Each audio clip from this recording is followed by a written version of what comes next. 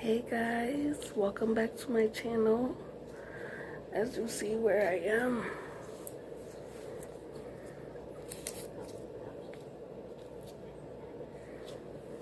baby's here. Baby is here. He came unexpectedly sooner than when he was supposed to. Very, very scary experience, but from the grace of God, he's here. I'm okay. First time having to have a C-section. He is in the special care nursery. He's having complications breathing on his own. So he'll be here for a little bit. He came a month and a week early. So 6 weeks early. No, 5 weeks early, I'm sorry. But I will be getting discharged soon, but they're gonna let me stay in the special care nursery room where he is. So yeah, it's been quite a journey, guys. I sound like I'm out of it. Just tired. Been having trouble sleeping because of just worried about him. But there's not enough words to explain how grateful I am for the medical team that worked with me and my son. They've been very good, very informative with everything that's going on with him. They let me go see him whenever I want. I can call as many times as I want to see how he's doing. I got to hold him. It's an amazing feeling. I can't really hold him a lot, and I haven't been able to hold him every day. He does have a lot of machines hooked up to him. But oh guys, he's beautiful. He's tiny. He's tiny, but he's so cute. I can't wait for him to get better so we can go home and just start our new lives together.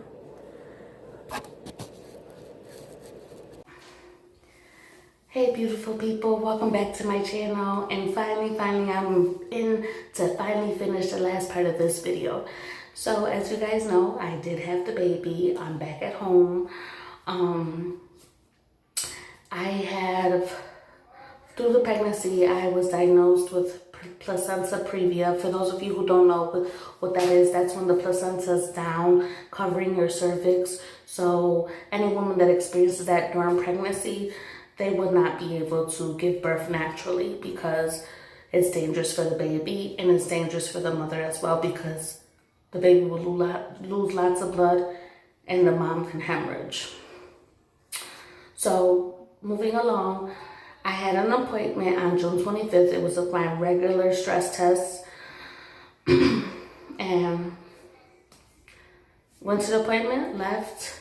I was going to go to Walmart to do groceries, but I stopped at my sister's house first to pick up a package that she had there for the baby.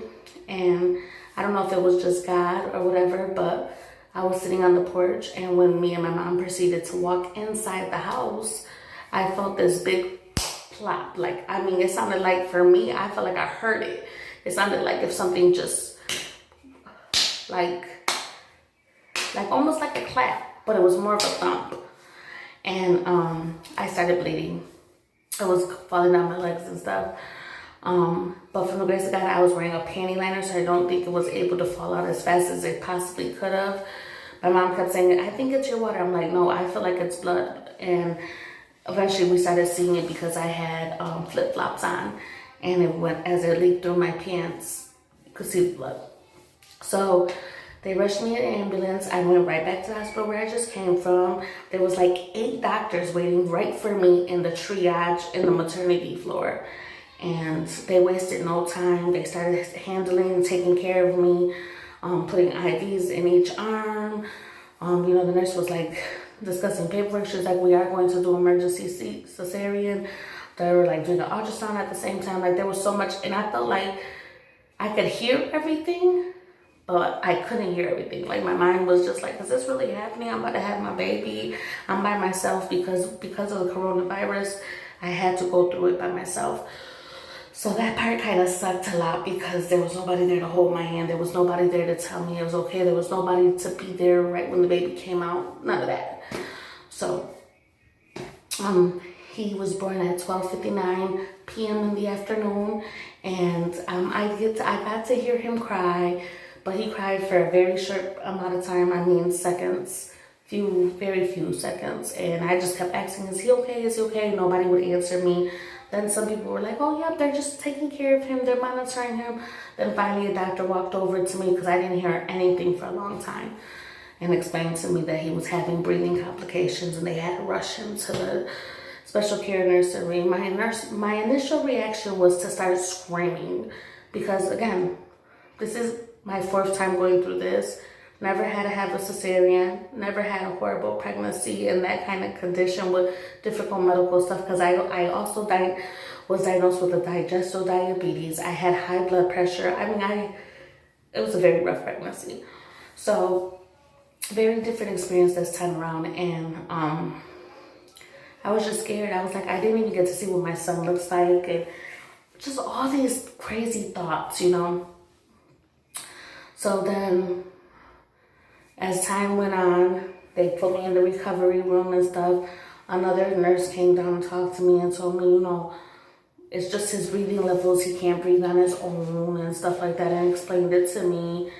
It was just very hard. Very, very hard. I did not, it was a while till I got to see him. It was I'm trying to hold in my tears because I don't want to cry about it. But it was very hard when they wheeled me to go see him for the first time. Seeing him hooked up to all those machines and hearing it beep, beep, beep, beep, beep, or beep, beep. And, it was like, I can't explain. Like, I felt like I was just in another world. Like, I felt like I was going to say my final goodbyes, if that makes sense. But all I could say is through the whole process and the whole time, all I kept doing was praying and asking God to continue to give me strength to be patient and, you know, keep my faith. And I thank God because for it to have been my first time to go through something like that, I feel like I handled it very well. I was very calm. I cried in silence, or when I was by myself. I really didn't show much emotion in front of people because I didn't want people to think I didn't have control over it.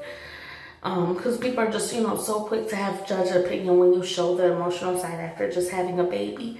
But truth be told, it was very difficult.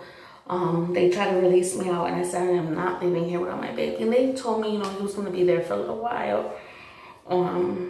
He was finally released after July 5th was his homecoming, and that was the happiest day of my life to bring him home. But it was also hard because I couldn't sleep and close my eyes even when he slept, because I just kept checking him, making sure he was breathing and he was okay. And, you know, it was very hard. I think it was like a day and a half till they finally let me hold him. And then it was like 3 days. He was 3 or 4 days old where they let me try to nurse him. I mean, put skin on skin, because he was still on a breathing tube, so I couldn't nurse him. I was pumping and then taking the breast milk and putting it through a tube. But again, like, very scary experience. But my peanut is beautiful. And I want you guys to look at this clip real quick. It is pictures of him in the special care nursery. I just want to share my experience with you guys since I wasn't able to like really blog or videotape everything in action because I was by myself. And they had so much restrictions with this damn virus going on. So watch this real quick.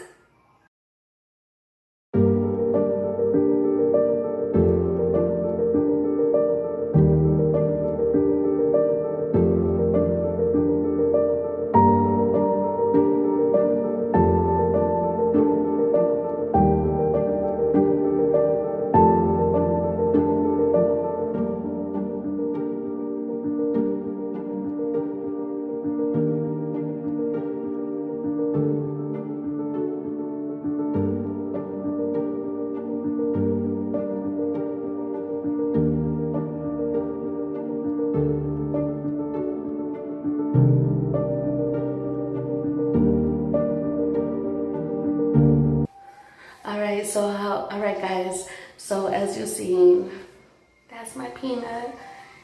He's strong. He is definitely my miracle, and he is definitely my angel. So again, crazy experience, but if you ask me would I go through it again, absolutely, because it was just a wonderful, wonderful gift to know through all that hassle there was something beautiful waiting at the end, which was my beautiful, beautiful, beautiful mirror bear. I love him so much, so much. I spoil him. I do. I did it to myself, but I don't care, because guess what? He's my last one. Alright guys, thank you for watching this video. Please give this video a thumbs up. As always, peace, love, and nothing but positive vibes.